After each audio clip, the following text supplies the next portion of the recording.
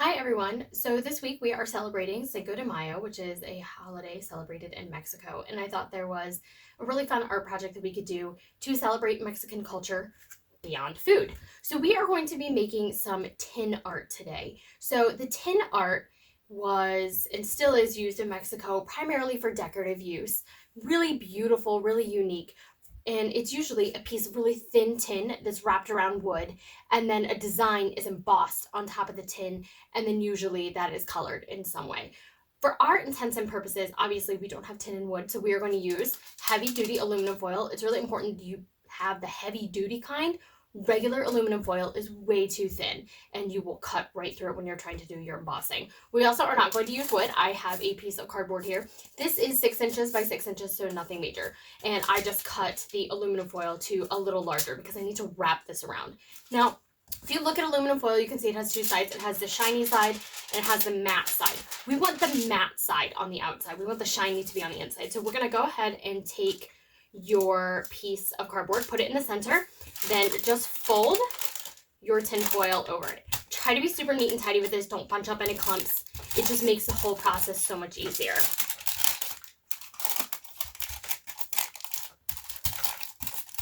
Be careful with some of the tinfoil edges. They can be a little sharp. Just make sure you're mindful of that.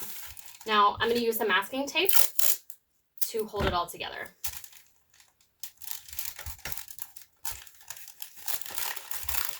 Make sure you're pulling it relatively tight. Again, we don't want any bumps or ripples or wrinkles on the other side. Now, before I do the last corner, I always flip it over, make sure it's nice and smooth. There's nothing stuck up underneath that's going to create a weird lump, or I don't have any wrinkles. This looks pretty good. So I'm going to go ahead and fold over the last edge. Again, I'm using masking tape. If you don't have masking tape, you can use regular clear tape. You could use a glue stick. A glue stick or liquid glue is going to take a lot longer to dry. So if you are using glue, you might just want to stack some heavy books on it while it dries. So on this side, what I want to do is I want to emboss a design. Embossing literally means pressing down. So I'm going to press a design into this. So it's important that you use cardboard and not a cereal box. Cereal box is really thin and it's really firm chipboard. You're not really going to be able to push into it. It's really important that when you are embossing your design, you're using something flexible but soft. I would not use the cap to a Sharpie or the end of a Sharpie because sometimes there's little chunks of plastic that weren't completely taken off when this was in the factory, and that can slice right through.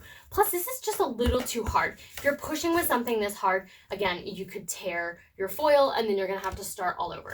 So I'm going to use a nice soft eraser. Okay, so this is great because I have this nice flexibility to it. It's soft, it's not going to tear this. Just be mindful that you have enough eraser here, because if you come near this metal part, that could, again, tear your foil. So when thinking about a Mexican design, you definitely want to think about geometrics as well as organic shapes. So if you've ever seen the really beautiful, colorful Mexican pottery, there's usually some borders with like a floral or organic design in the middle. You could do a swirl, you could do more of an Aztec pattern with triangles and diamonds. It's up to you. So go ahead and think of some designs. Maybe you want to honor the Mexican flag and do the eagle and snake in the center and use the red, white, and green flag colors. Or, you know, if you think of Mexico, you might think vibrant colors like orange and red and a cool, beautiful blue.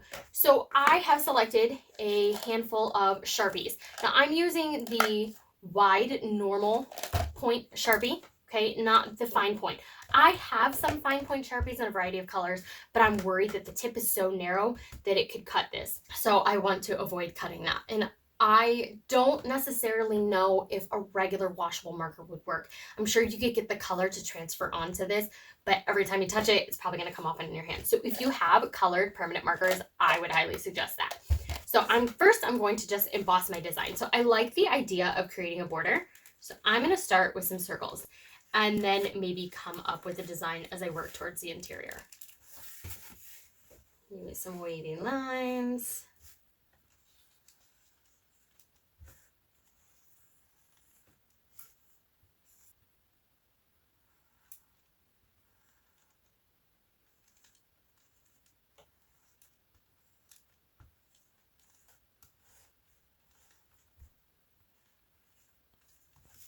Okay, so I have completed my design. I have this really fun little 4-pointed star in the center. I have a swirl. I have some light rays coming out, and I think this is going to be really pretty once I add color. So I don't need my pencil anymore or my tape. I'm going to get rid of that, and I'm going to start focusing on my Sharpies. So there's a couple different things that you could do. You could leave your background completely silver and focus on whatever you've embossed in color, or you can outline in one color and fill those shapes in. Again, it's completely up to you. So I think I'm going to choose some of these darker colors to do some outlining in, and then fill in with brighter colors.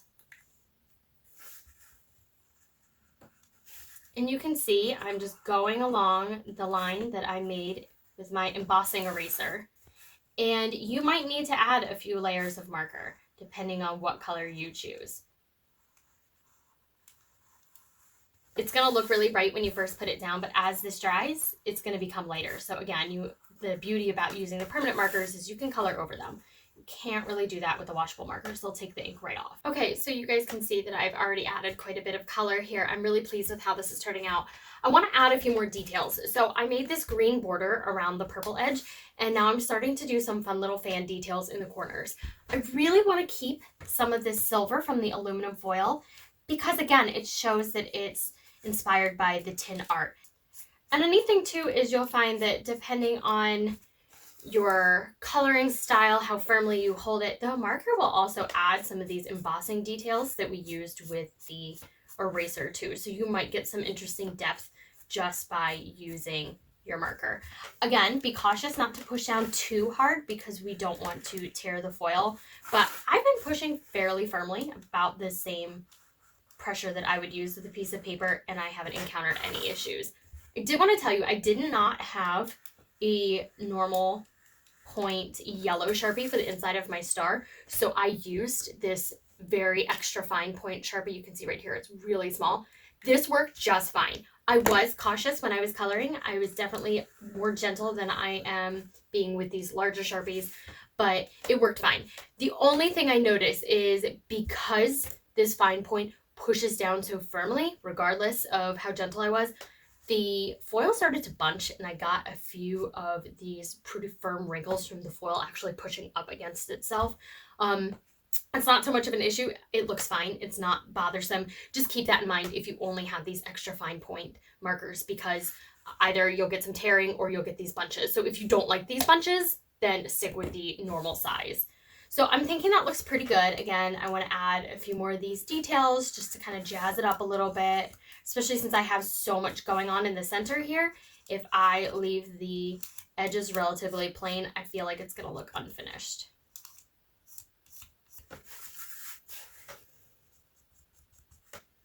And you can use a variety of colors. You know, pick your favorite colors, or pick colors that make you think about Mexico and kind of see what your inspiration is. Maybe you want to get online and look up traditional Mexican clothing and try to mimic your pattern off of one of the designs that's usually woven into clothing or tapestries. Or maybe you want to actually look up examples of this tin art and try to mimic the designs you see there. So guys, this is it for today. I hope that you enjoy this extension of your Cinco de Mayo celebrations. And again, this is a really interesting and wonderful opportunity for us to honor Mexican heritage that goes beyond what we normally think of when we celebrate, using food. Have a wonderful day, and I will see you next week.